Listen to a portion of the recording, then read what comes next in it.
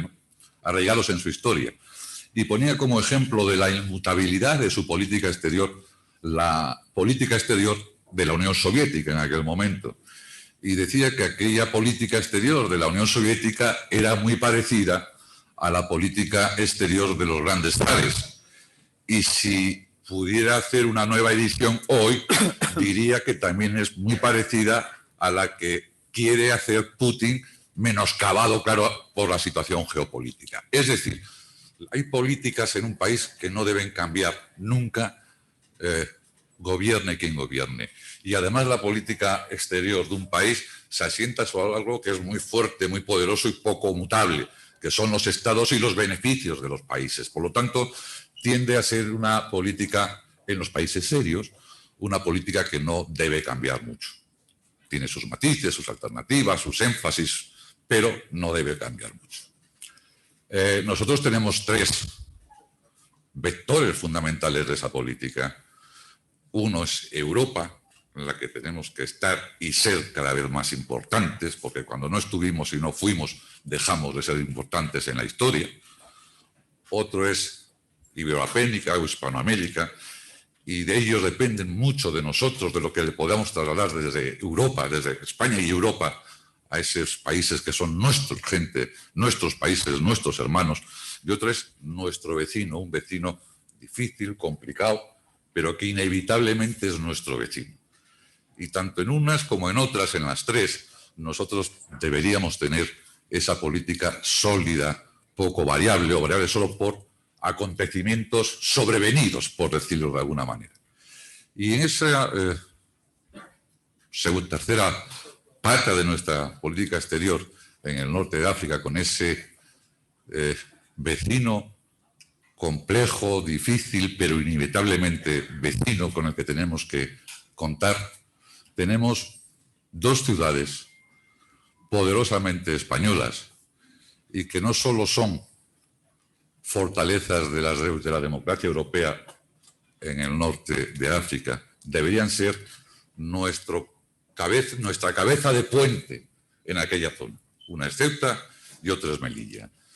Por eso, estos últimos acontecimientos que hemos visto, que nos han angustiado y que probablemente hayan hecho que mucha gente venga hoy aquí, son un buen test sobre la necesidad de unidad de acción de los que gobiernan y sobre todo de los que pueden gobernar, de los que van a ser un día u otro necesariamente alternativas, porque Ceuta y Melilla, ubicadas donde están ubicadas y con ese vecino tan complicado que tenemos, son especialmente sensibles. Si yo tuviera que hacer, después de lo que ha ocurrido, una lista de eso que llamo yo, desde hace muchos años, de denominadores comunes de nuestro país, en los que los dos países los dos partidos grandes se tienen que poner de acuerdo, desde luego la situación de Ceuta y Melilla sería una de las primeras en la lista de esos denominadores comunes que tienen que pactar los dos partidos, es decir, PSOE y PP, para que vamos a andar con más subterfugios y con más literatura cuando se puede decir tan brevemente.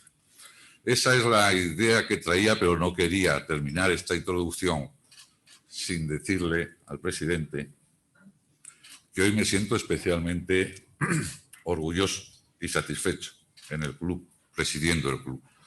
Es verdad que para mí fue un honor desde el principio presidir este club histórico, pero hoy me siento especialmente feliz y satisfecho porque quiero representar a todos los españoles que en estos momentos complicados y difíciles quieren fortalecer ese abrazo de concordia que hemos expresado en multitud de ocasiones, pero que nunca son suficientes.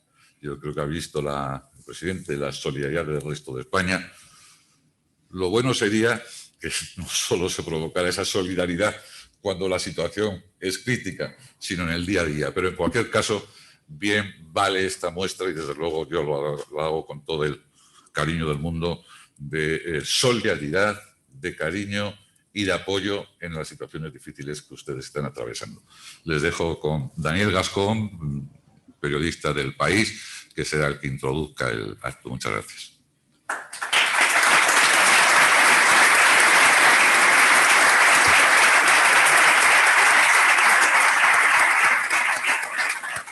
Bueno, muy buenas tardes. Es un placer y un honor estar aquí. Muchas gracias a todos por venir. Yo voy a ser muy breve porque creo que lo que nos interesa realmente es escuchar al presidente. Creo que habla de algo que está en las noticias ahora y ha estado, pero que además es una cuestión de fondo que toca muchos aspectos esenciales para España en muchos sentidos, en su relación con Marruecos, en su relación con la Unión Europea, en la cuestión de la inmigración y también creo que tiene algo que a mí me gusta que haya venido aquí a estar con nosotros y es, bueno, estos lugares que a veces pueden pensar que nos están viendo desde lejos, también decirles, bueno, pues que también los sentimos muy cerca y que estamos pensando en ellos. Y bueno, muchas gracias, les dejo con él y que nos cuente y luego ya le preguntamos.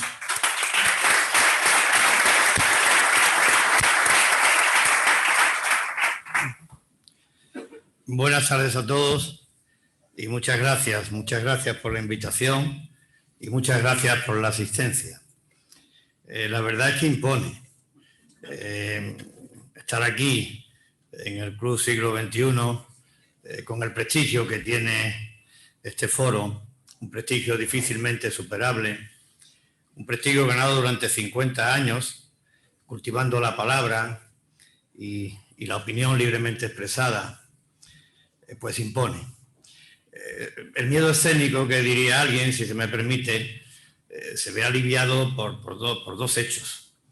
Uno, por el recibimiento que he tenido, y el otro porque veo la sala repleta de caras amigas y queridas.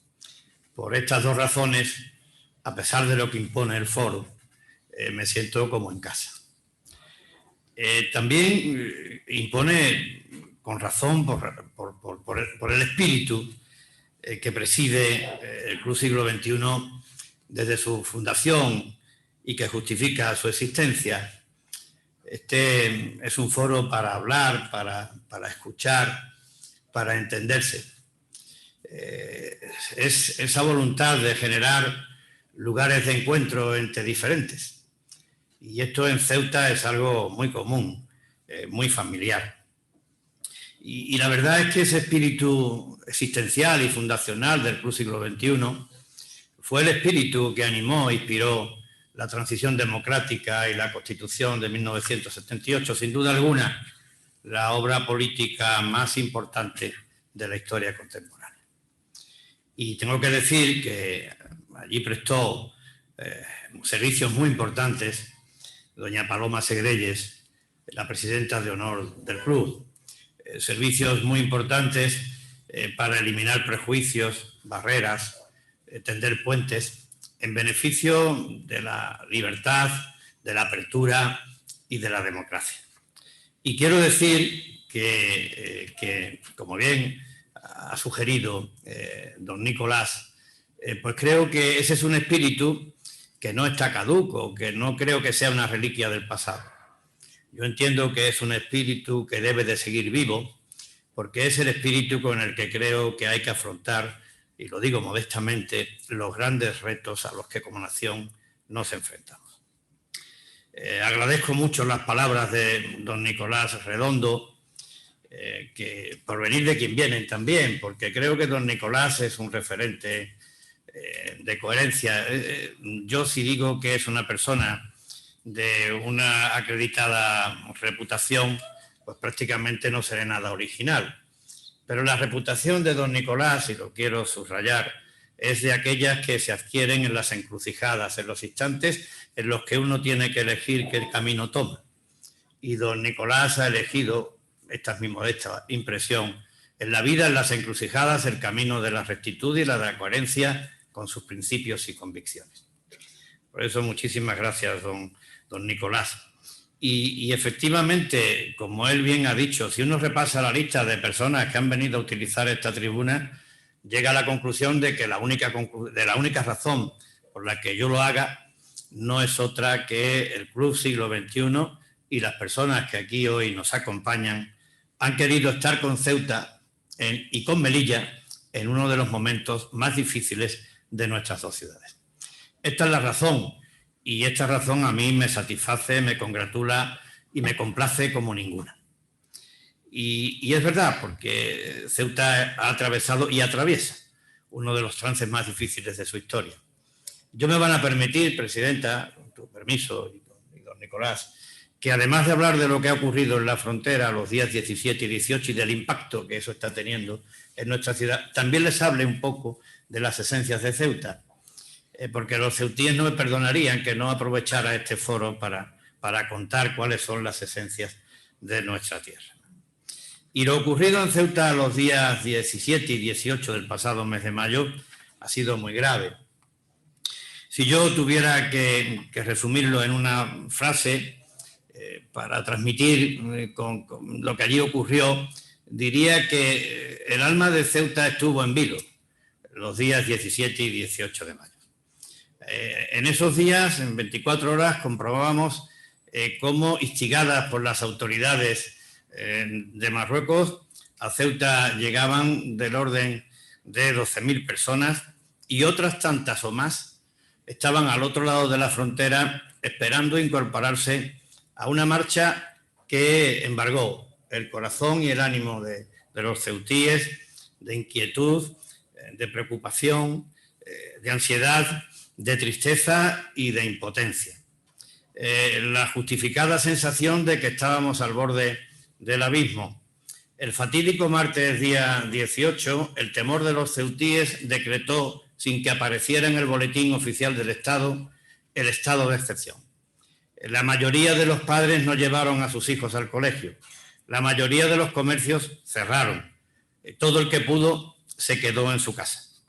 Para que se hagan una idea, querido alcalde, es como si a Madrid llegaran en 24 horas de golpe 500.000 de personas que poblaban sus calles sin destino, sin techo, sin comida y sin un sitio donde atender sus necesidades más básicas.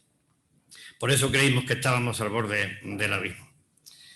Y como si de un espejo se tratara, creo que aquella situación también nos desveló o confirmó una debilidad, una amenaza y puso a prueba algunas fortalezas.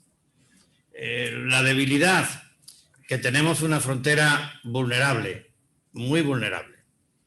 La amenaza, que Marruecos dio el paso de utilizar a su población, incluyo a los más débiles y necesitados, como ariete para presionar y desafiar a España y a Europa.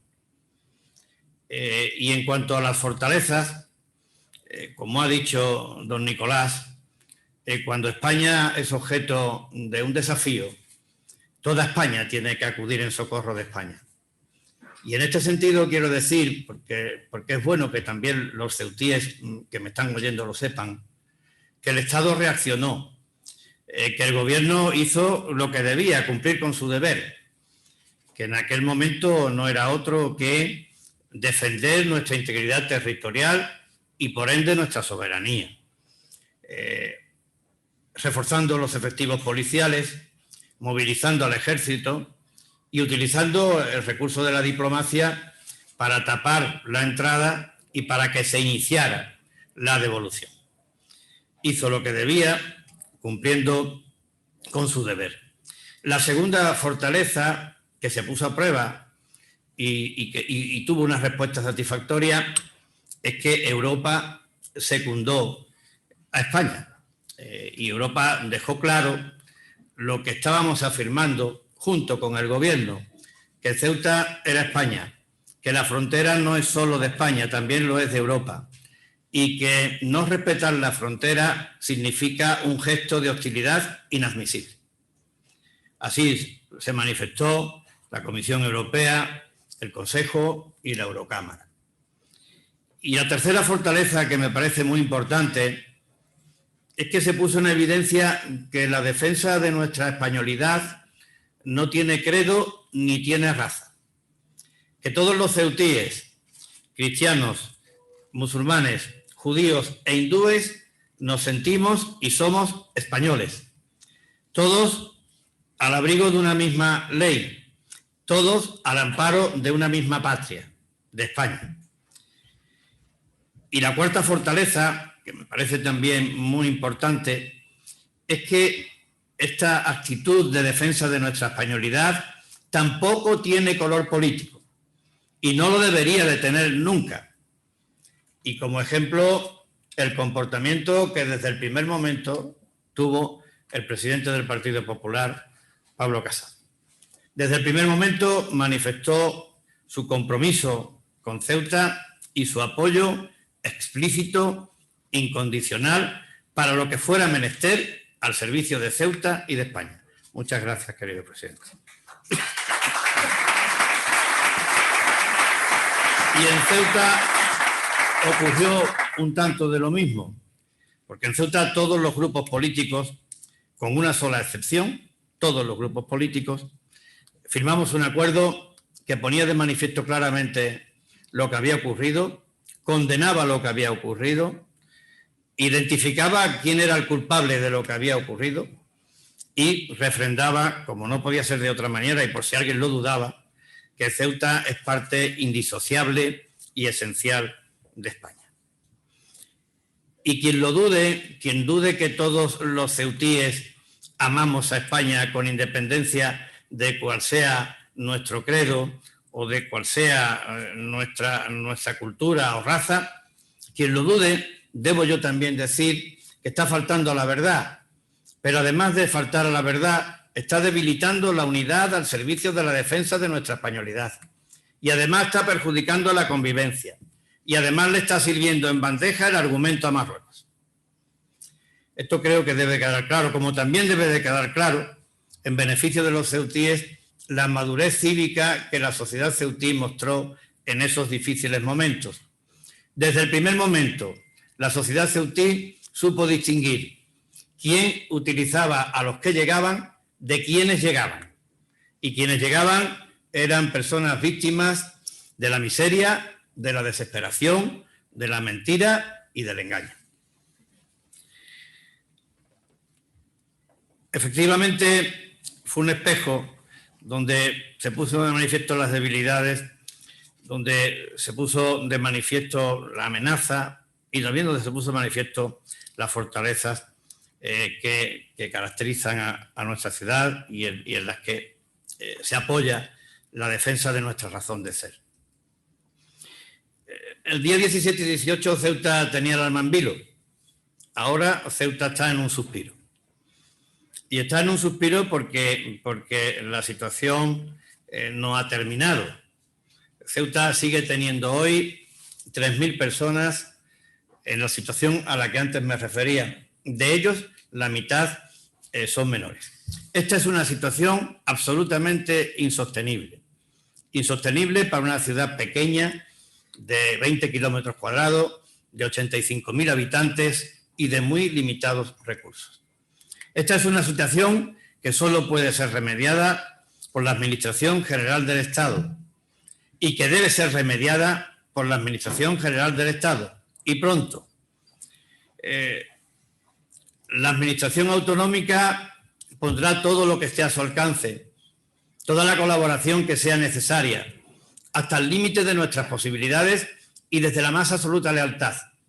Pero la Administración General del Estado tiene que resolver esta crisis humanitaria y social de enorme envergadura y sin precedentes que está viviendo Ceuta en estos momentos. Y también hay una cosa que está afectando a Ceuta y que no se puede retransmitir y que no se puede pesar y que no se puede medir, pero que es tremendamente importante porque afecta a los intangibles, afecta a la confianza y al ánimo de los ceutíes. A día de hoy somos muchos los ceutíes que nos preguntamos si el episodio volverá a repetirse y con qué intensidad. Que nos preguntamos si la amenaza del vecino ha venido para quedarse. Por eso creo que es absolutamente imprescindible que haya una acción inmediata, enérgica y decidida por parte del Estado.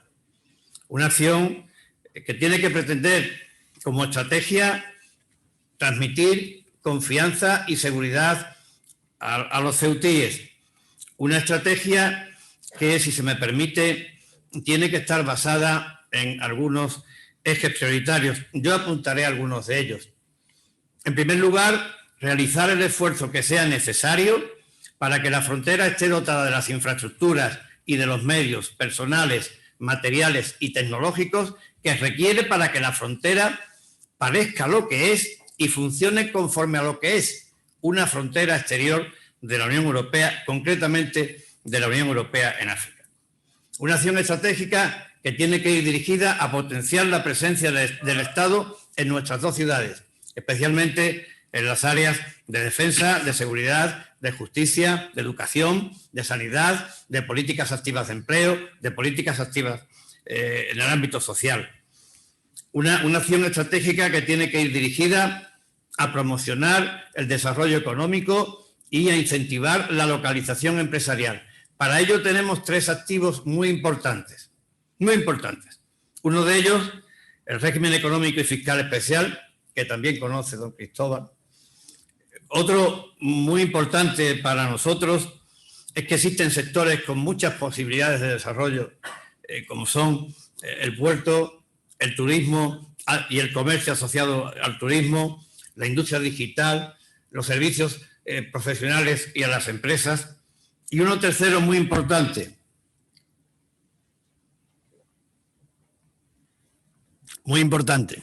el ADN de nuestros empresarios.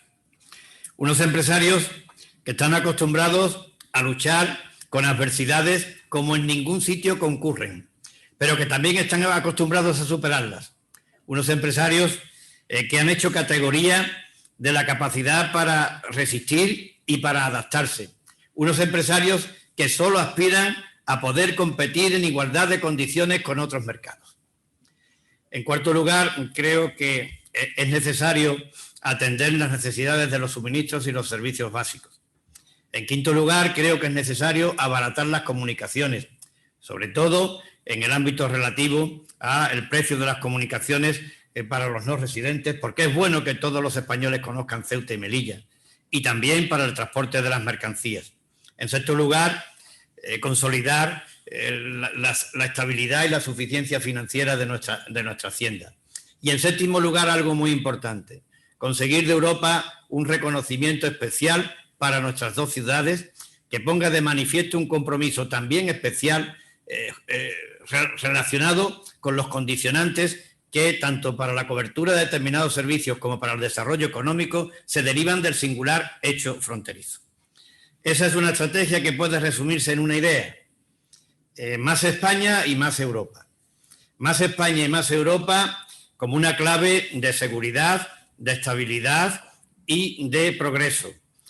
Y también como una condición: nosotros queremos tener unas buenas relaciones con el país vecino, pero estamos convencidos que cuanto más España y más Europa seamos, mejores serán las relaciones con el país vecino. Esta es la estrategia. Y efectivamente, yo les decía al principio que esto es lo que está pasando en Ceuta. Les decía al principio, y don Nicolás lo ha recogido, y también nuestro moderador, que estamos de actualidad porque la frontera ha sido deliberadamente vulnerada los días 17 y 18 de mayo para presionar a España y a Europa. Pero también quiero decirle, porque los ceutíes no lo entenderían, que yo estuviera aquí hoy en este templo de la palabra y no pudiera dar cuenta, aun cuando solo sea brevemente, de cómo es Ceuta, de las esencias de Ceuta. Porque Ceuta es frontera, pero no es solo frontera. Detrás de la frontera hay una tierra con unas raíces profundas, con una dilatada historia. Hay una tierra amable y hospitalaria por la condición de su gente, y hay una tierra hermosa y mágica, porque así lo ha querido la naturaleza. Decía de raíces profundas. Por Ceuta han pasado y dejado huella todas las civilizaciones y culturas que el Mediterráneo ha conocido. A Hércules le debemos la tenacidad y una de sus columnas, a Ávila, y a Ulises le debemos la audacia y una de sus paradas en el largo viaje. Tenacidad y audacia, que son dos virtudes que a la vista está, son absolutamente necesarias para afrontar el presente. A Roma le debemos la fundación y le debemos el nombre. A la Hispania visigoda le debemos en Ceuta la voluntad permanente de ser un puente de conexión con la península. Y a la España andalusí le debemos una época de esplendor comercial, naval, cultural. Personajes de la categoría del cartógrafo Al-Idrisis, un personaje absolutamente esencial en la historia de España, o de Yusef Ben Yehudá, que fue discípulo avanzado y predilecto de Maimónides. Y le debemos la puerta califal, quienes hayan estado en Ceuta la habrán conocido, donde está grabada la marca Omeya, grabada en piedra para poner de manifiesto por los siglos de los siglos que ya desde entonces España por el sur empezaba en Ceuta. Y en 1415 Portugal. A Portugal le debemos la Reconquista, a Portugal le debemos los fueros, a Portugal le debemos la planta urbana, a Portugal las murallas reales con su foso navegable, a Portugal figuras tan insignes como don Enrique el Navegante o don Pedro de Meneses, el primer gobernador, a quien se le atribuye aquella frase de "con este palo me basto". Era toda una declaración de intenciones para lo que estaba por venir, porque decía que con este palo me basto, para defender a Ceuta nos podrán faltar medios y recursos, pero lo que no nos puede faltar nunca es el coraje ni el valor. Y a Portugal, que es un legado vivo, como digo, que data de 1415, pues está vivo en nuestras tradiciones, está vivo en nuestros símbolos, en el escudo, en la bandera, en la patrona Santa María de África, que lleva en el semblante la piedad y en el regazo el amor en su más sublime expresión, y que para todos los ceutíes de cualquier credo es un reclamo permanente de concordia y fraternidad. Y a Portugal le debemos el recuerdo de haber sido la primera singladura de una aventura maravillosa, excepcional, prodigiosa, que cambió la historia de la humanidad. Y a Portugal le debemos el carácter de ser Europa en África. Después de Portugal, en 1580, la fusión de los dos reinos, y creo que no hay ningún lugar en toda España y todo Portugal en donde esa fusión esté materializada en un estandarte que da testimonio de la efeméride.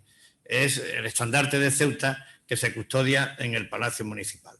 En 1640 la separación de los dos reinos y la elección de Ceuta por España, y por ello, y desde entonces, el título de noble, leal y fidelísima. Después vinieron los asedios, algunos de 33 años, de 1694 a 1727. 33 años de asedio. Y con los asedios, pues la incorporación de la resistencia como rasgo de personalidad de nuestro pueblo. Para siempre, para siempre. En Ceuta nació el teniente Ruiz, querido alcalde, nuestro héroe del 2 de mayo, y murió Agustina de Aragón. Ceuta es uno de los primeros ayuntamientos que se alumbran al amparo de la Constitución de 1812. En Ceuta, el autor del prólogo de la Constitución, Argüelles, vivió en Ceuta y fundó en Ceuta el primer periódico de nuestra ciudad. Y además de todo eso, y hago esta breve referencia histórica de nuestra ciudad, porque creo que esta semblanza pone de manifiesto de manera clara de dónde venimos y pone de manifiesto de manera clara qué somos. Y somos España, se nos mire por donde se nos mire. Lo acredita la historia, lo avala el derecho y lo quieren la voluntad de los ceutíes, con independencia, como digo, de cuál sea su credo o su raza. Además de eso, además de esa permanente vocación de amor y de servicio a España, Ceuta, como les decía, es un lugar de encuentro. Gracias a su gente. Los ceutíes han entendido el respeto y la tolerancia desde siempre como una manera de ser, como una manera de vivir compartiendo, como una manera de convivir. Una realidad multicultural, espontánea, cotidiana, que nos distingue y enriquece como pueblo. Además, decía que Ceuta era hermosa y mágica. Y yo se lo voy a resumir en una frase que no es mía, por supuesto, ya quisiera. Es de don Luis López Anglada, que la retrata a Ceuta diciendo que es una niña acostada sobre los brazos del mar que tiene por almohada la espuma de las olas. Y Ceuta es una vocación permanente, como digo, de servicio a España.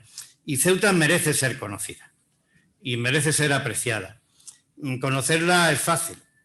Tan solo se trata de dar un salto, de cruzar el estrecho sin salir de España y encontrarse allí con una tierra hospitalaria, fecunda, madura, diversa. Es decir, Ceuta, además de ser España, es como España. Y ya termino, porque me ha recomendado la señora presidenta que fuera breve. Y lo único que quiero decir es que estamos viviendo un momento muy difícil, un duro trance. Pero quiero decir también que este duro trance que ha llevado al ánimo de los ceutíes a sentirse amenazados, que está impactada nuestra ciudad, pero quiero que se sepa también que los ceutíes no vamos a tirar la toalla, que los ceutíes no nos vamos a rendir, que los ceutíes, y aquí hay algunos y notables que me acompañan, estamos dispuestos a convertir este duro trance en una oportunidad. En una oportunidad, en un punto de inflexión, en un antes y un después, para alumbrar un horizonte de estabilidad, de seguridad y de prosperidad. Y estamos convencidos de que lo vamos a hacer. Y estamos convencidos de que lo vamos a hacer porque no estamos solos, porque pertenecemos a una gran nación, porque formamos parte de Europa y porque sabemos, y lo digo de corazón, que nunca nos va a faltar el apoyo y el aliento del resto de España. Muchas gracias.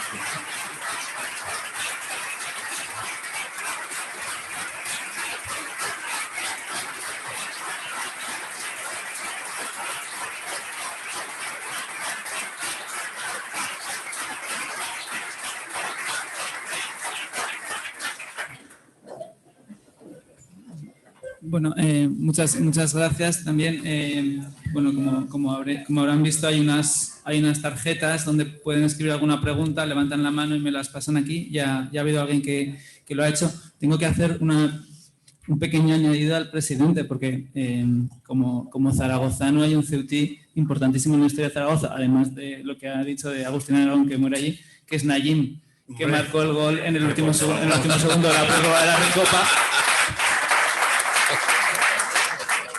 Lo cual también muestra que es esa cosa de perseverancia y estar allí, ¿no? Ha hablado de, digamos, de lo urgente y lo importante con esos planes, digamos, más estratégicos, lo que usted cree que necesita la ciudad.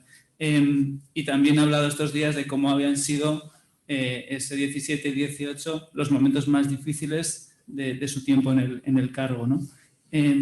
¿Cree que, aparte, digamos, de la solución de gestión, que puede haber episodios de este tipo a lo largo del verano que pueden estar preocupados por ese asunto? Bueno, esto es incontrolable, no puedo hacer ningún pronóstico. El deseo es que no vuelva a producirse, y el deseo es que hagamos todo lo que esté a nuestro alcance, y en este caso hablo desde el Estado, hablo desde Europa, para que eso no vuelva a ocurrir. Es decir, que como decía don Nicolás al principio, que utilicemos todas las herramientas para proteger y para garantizar la integridad territorial, la tranquilidad y la seguridad de Ceuta. Creo que ese tiene que ser un empeño común de todos los partidos políticos, un empeño común de todas las instituciones y un empeño común de Europa. Y yo confío en que esto no vuelva a repetirse, porque lo que se ha repetido, como digo, es un desafío a España y a Europa a través de un gesto hostil que es inadmisible. Tengo aquí un par de preguntas que van en dos direcciones muy distintas, pero se las hago juntas. Uno es una comprobación. Dice, es cierto que cuando fue con Pablo Casado, que está aquí con nosotros, un policía marroquí se negó a darles la mano. Y la otra, de Luis Linares, esta pregunta inicial era de Marisol Celdrán. La segunda de Luis Linares dice, ¿por qué es aconsejable o por qué es bueno invertir ahora en Ceuta? ¿Invertir? Sí. Bueno, lo de don Pablo Casado no le puedo decir cuándo ocurrió, porque es tantas las veces que ha ido a Ceuta que ya no sé si fue la primera o la última. Yo no sé qué ha ido presidente, pero habrán sido 8 veces, ¿no? Y en los momentos de tensión, en los momentos de normalidad. Y no fue a don Pablo a quien se le negó la mano. Y además creo que no fue en un gesto de rechazo. Fue a un servidor y fue porque un servidor metió la pata. Es decir, fuimos a la frontera, estaban allí cumpliendo con su función la gendarmería y yo fui a darle la mano y a un oficial cuando está de servicio, pues tiene que estar de servicio y no dándole la mano a nadie. O sea que el error no lo cometió el gendarme, sino que lo cometí yo por mi exceso de entusiasmo y de cortesía, ¿no? Sí. Y luego, pues Ceuta es una tierra de oportunidades. Ya lo he dicho antes, hay que invertir porque tenemos 3 fortalezas muy importantes. Una es el régimen económico y fiscal especial, que no nos convierte en un paraíso fiscal, y creo que eso es positivo, porque eso le da seguridad a la inversión, pero que es un régimen muy atractivo. Aquí está don Cristóbal que lo puede confirmar. Ceuta tiene el 60% de bonificación en el IRPF para las rentas que se generan allí. Ceuta tiene el 50% de bonificación en el impuesto sobre sociedades. Ceuta tiene el 50% de bonificación en la tributación sobre el patrimonio. En Ceuta no se aplica el IVA, no se aplican los impuestos especiales, están sustituidos por un impuesto local con unos tipos muy reducidos, y Ceuta tiene el 50% de bonificación en las cotizaciones a la seguridad social. Estamos a 30 minutos de Málaga en enlace aéreo, estamos a un salto, estamos en distancia a 20 kilómetros de la península, somos puertas entre 2 continentes, tenemos unos empresarios que creo que no los hay mejores, y no lo digo porque yo sea de Ceuta, sino porque están sometidos a unos niveles de exigencia para superar las dificultades difícilmente igualables, y sin embargo ahí están luchando, peleando y saliendo adelante. Y hay sectores con muchas posibilidades de desarrollo. El puerto, el turismo, el comercio asociado al puerto, la industria digital, los servicios profesionales y a las empresas. Ceuta es tierra de oportunidades, y después es una ciudad agradable para vivir, cómoda para vivir. Allí la temperatura es exquisita, la comida es buenísima y los ceutíes son simpáticos. Entonces creo que se dan todas las circunstancias para ir a invertir a Ceuta, sinceramente. También, bueno, es otra pregunta, pero que voy a como recogerla un poco. Han venido muchos menores, ¿no? Y había otras comunidades autónomas, digamos, que han dicho vamos a echar una mano, ¿no? No sé si... Y decía que es un poco digamos, la cuestión más urgente, una de las más urgentes que tenía que resolver, ¿no? Sí, pero quiero poner en valor eso que usted está diciendo, porque creo que nuestra Constitución, que sigue siendo válida, está soportada por algunos pilares, ¿no? El artículo 2 de la misma es un pilar fundamental de la Constitución e irrenunciable. Habla de la unidad de España como patria común e indivisible de todos los españoles, pero también habla de la solidaridad. La solidaridad entre los españoles está asociada a la unidad de España. Y ahora, en un momento de absoluto estrés para Ceuta, en donde nos hemos visto desbordados nuestras capacidades, pues la solidaridad del resto de comunidades ha funcionado y todas han hecho cargo de una cantidad de menores, de 200 menores concretamente, que han aceptado estas comunidades su traslado y acogida en sus respectivos territorios. Por tanto, unidad de España y solidaridad. Y eso también creo que hay que ponerlo en valor y es justo que se reconozca. Otra de las cuestiones que, porque llevamos unos años que hemos hablado mucho de la distorsión de las fake news y ahora usted en su discurso hablaba de cómo la mentira había servido para atraer a los más débiles, ¿no? Esa cuestión del engaño. Y, por ejemplo, Nacho Torreblanca escribiendo en el mundo decía, Marruecos se ha equivocado, ha hecho un mal cálculo con esa llamada, ¿no? Entonces, como usted lo ha visto ahí más... Sí, yo creo que es inadmisible. Yo entiendo que las relaciones de los países pueden pasar por distintas vicisitudes y por épocas de mejor o peor entendimiento, pero creo que hay cuestiones que son intocables y una de ellas me parece que es la integridad territorial. Esto creo que no se puede tocar y Marruecos lo ha hecho, y Marruecos lo ha hecho de una manera poco edificante, si se quiere, la calificación desde un punto de vista ético, porque utilizar a las personas para esa intención de desafiar y de presionar a España y a Europa me parece que no es aceptable y no es ético. Los ceutíes lo supieron distinguir desde el primer momento, como he dicho en mi intervención. Distinguían quién manipulaba a quienes estaban llegando de quienes estaban llegando. Y quienes llegaban pues eran personas víctimas de la miseria, de la desesperación, de la mentira y del engaño. No sé qué población tendrá Tetuán, la provincia vecina de Tetuán, pero puede ser 1,5 millones de personas. Si hiciéramos una encuesta en Tetuán preguntándoles a los tetuaníes quiénes se quieren venir a España, probablemente el 90% de la gente se querría venir a España. Por tanto, de eso es consciente Marruecos y eso es lo que ha utilizado Marruecos para ponernos en jaque. Otras de las preguntas que le voy diciendo es si Frontex, ¿por qué no está desplegada? Bueno, la responsabilidad y el compromiso de los Estados miembros de la Unión Europea es defender sus fronteras. Por tanto, esta no es una obligación que pueda trasladarse a la Unión Europea. Ahora, hay otras maneras de comprometer a la Unión Europea en la protección de nuestra frontera. Yo lo he puesto de manifiesto antes también en la intervención. Creo que no puede pasar ni un día más siendo esta asignatura pendiente. Es una asignatura pendiente desde hace muchísimo tiempo, pero hay que hacer el esfuerzo necesario para que la frontera esté dotada de las infraestructuras, entre ellas de protección necesarias, de los medios personales, materiales y tecnológicos, como digo, para que funcione como lo que es y parezca lo que es.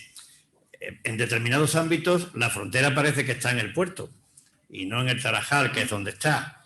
Creo que Europa tiene el compromiso de hacer el esfuerzo que sea necesario, por supuesto, con España, para lograr ese objetivo. Vale, veo que también hay preguntas de los periodistas. Yo estas no lo he hecho nunca, entonces voy a ver que lo voy a ir diciendo por orden. No te enemistes. ¿Perdón? No quiero enemistar, lo voy a leer por orden. De Informativos TV5 había una pregunta.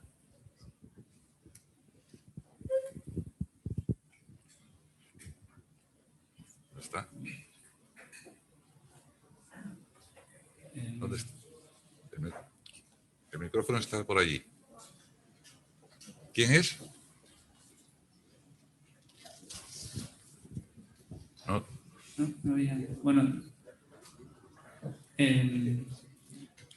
había otra después de la sexta, no sé si. ¿Dónde están?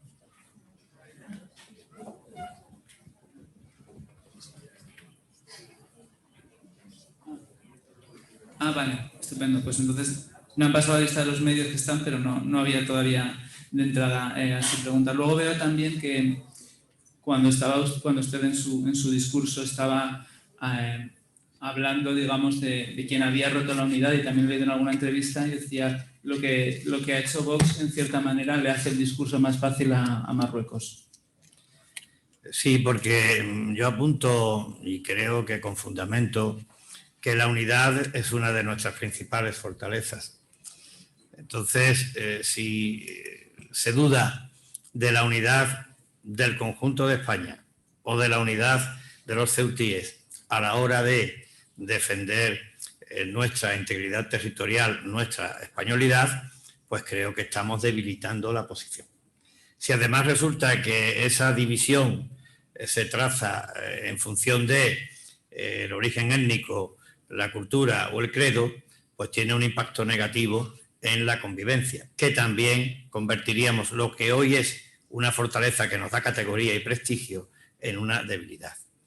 Y si además de todo eso resulta que cuando Marruecos habla de Ceuta y de Melilla, dice que en Ceuta y Melilla hay una población española y una población marroquí y asocia a la población marroquí a los musulmanes, pues creo que eso es darle en bandeja el argumento a Marruecos, cosa que creo que no debemos de hacer. Y además, y sobre todo, porque no es verdad, insisto, todos los ceutíes, con independencia de cuál sea su credo, somos y nos sentimos españoles.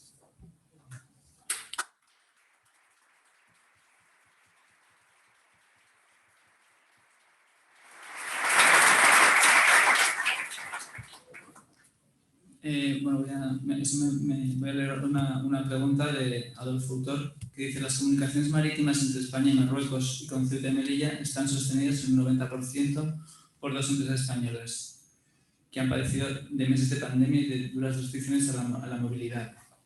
Usted ha hablado de la importancia de las comunicaciones marítimas y en su plan estratégico. Dice el cierre indefinido de la frontera y la suspensión por segundo año consecutivo puede poner en peligro el futuro de las comunicaciones. ¿Tiene alguna opinión al respecto? Hombre, yo creo que estas compañías marítimas que cubren la línea Ceuta-Algeciras, al igual que la compañía que hace el enlace aéreo con Algeciras y con Málaga también, para nosotros son un cordón umbilical.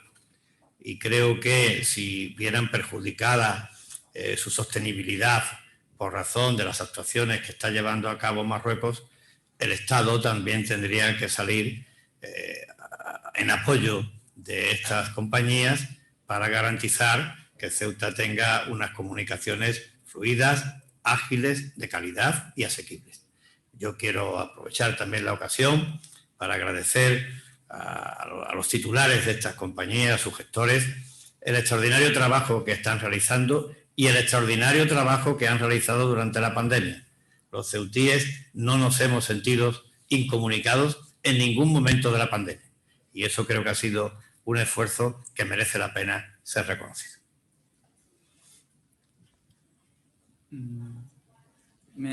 Una cosa que me gustaba mucho, que cuando ha hecho esa descripción de las esencias de Ceuta, era bueno, que tuviera ese carácter de recoger tantas herencias, ¿no?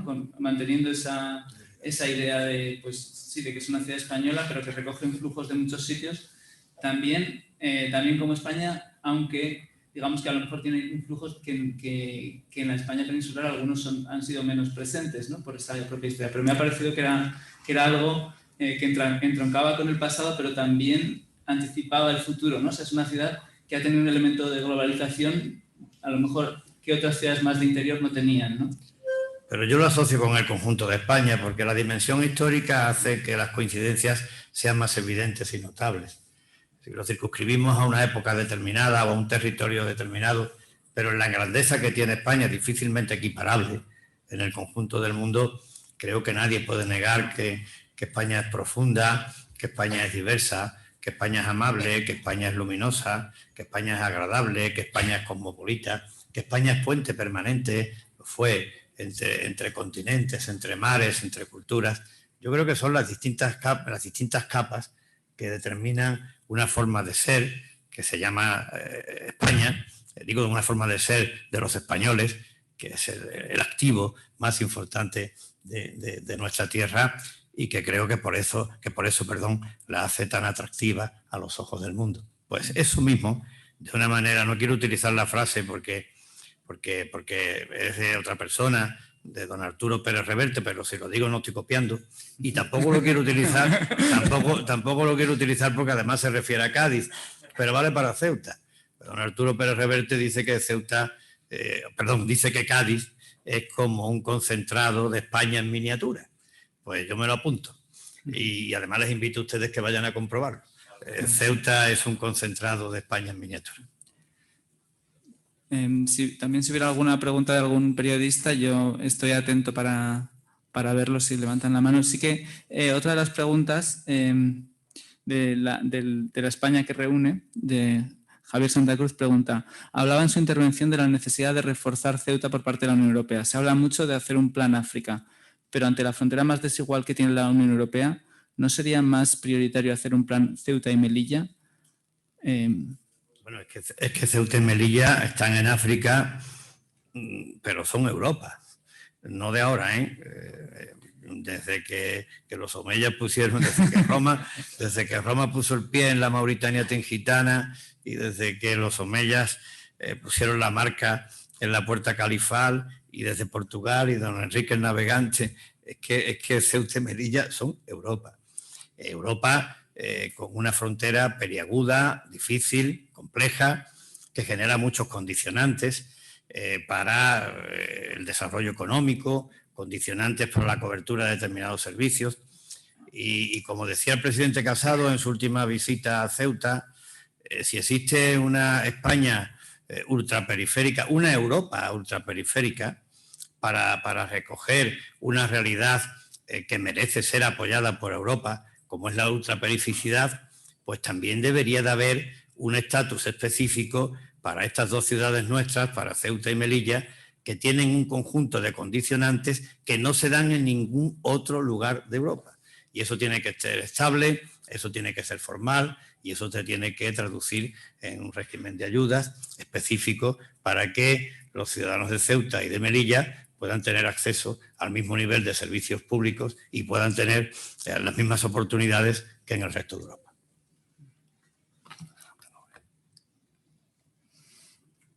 Vale, veo aquí algunas de las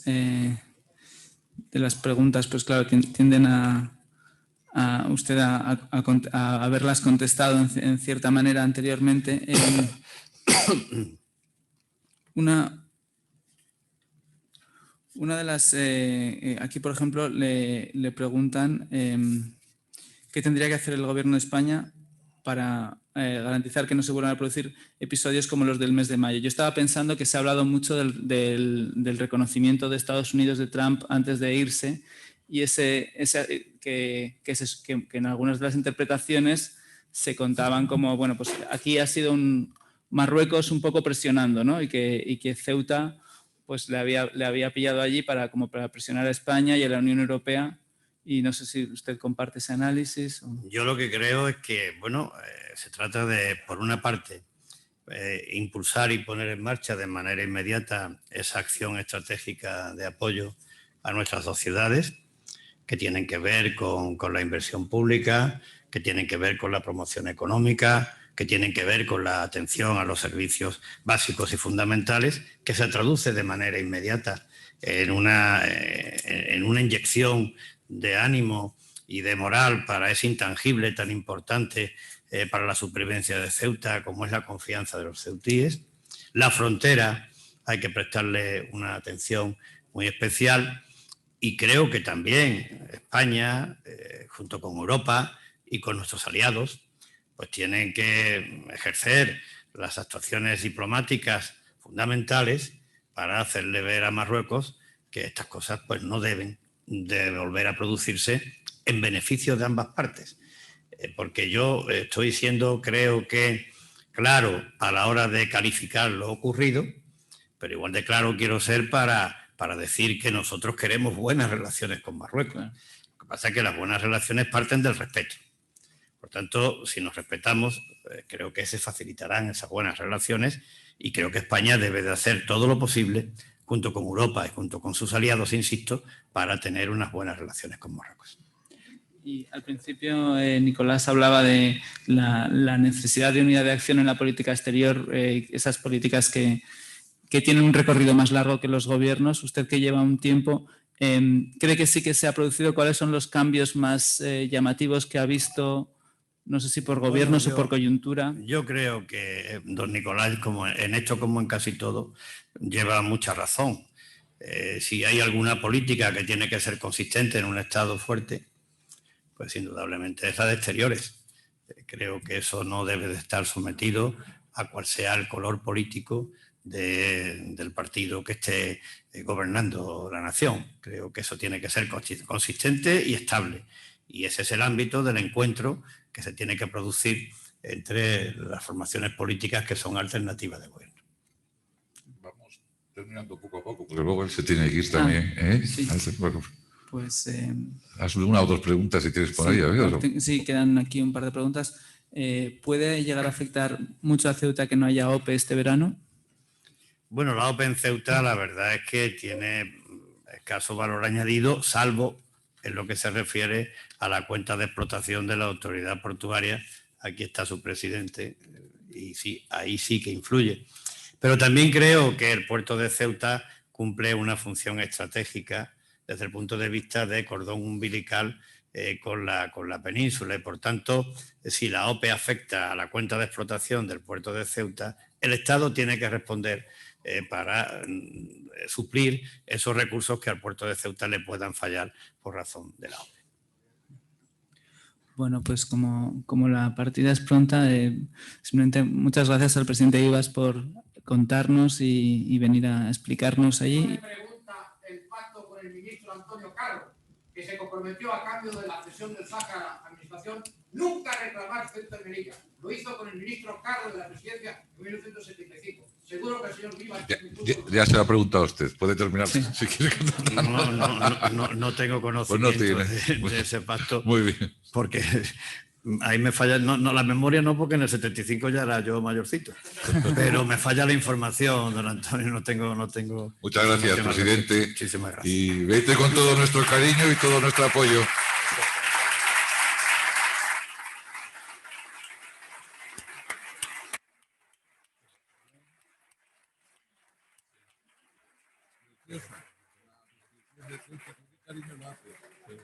Yo no sabía esto no lo sabía yo.